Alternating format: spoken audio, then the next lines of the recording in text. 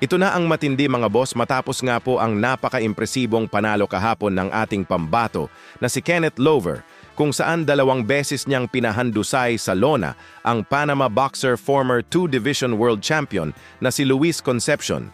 Una bumagsak ito sa round 2 at nasundan sa round 3.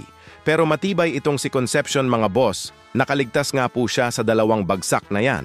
Pero pagdating sa round 8 ay dito na napuruhan si Concepcion. Dahilan upang ihinto ng referee ang laban at nasungkit ni Lover ang panalo via TKO sa round 8. Sabay kumalat ngayon ang balita na ang susunod daw na laban nitong si Lover ay isang IBF Bantamweight World Title Eliminator. Makakalaban daw ni Lover ang IBF contender number 5 na si Landy Angsheke. May kartada itong 16 wins, 8 KOs.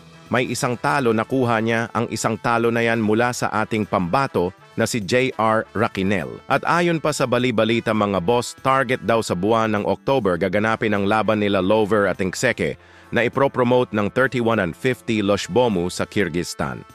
So magandang balita nga po yan pag natuloy sa buwan ng October, kaya lang mga bossing lumalabas na halos wala ng pahinga dyan si Lover, 12 na araw na lang kasi mga boss ay September na. So mukhang kakapusin sa paghahanda, samantala baka isang panalo na lang ang kinakailangan ni Lover, maaring mapapalaban na siya sa World Championship. Samantala isingit kulang po ang Team Casimero mga bossing, kung saan itong mga nakalipas lamang na linggo ay kumalat ang balita na tinanggal daw sa Team Casimero si Boss Rich Don sa iba't ibang kadahilanan. Pero atin pong napag-alaman mga boss, na isa pa rin sa mga Team Casimero si Boss Rich Don. Katunayan magkakasama sila Rich Don at Cuadro Alas Casimero sa isang lamay. Kung minsan talaga sa isang team, hindi maiiwasan ang tampuhan.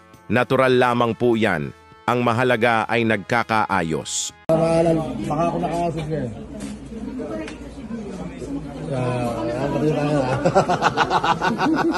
Wala na, huli ka na. Hindi, makakasig niya. Gutom eh. Gutom, mga gutom. Sino naman ako eh? Sino bang gutom? Ako. Patok ilaw.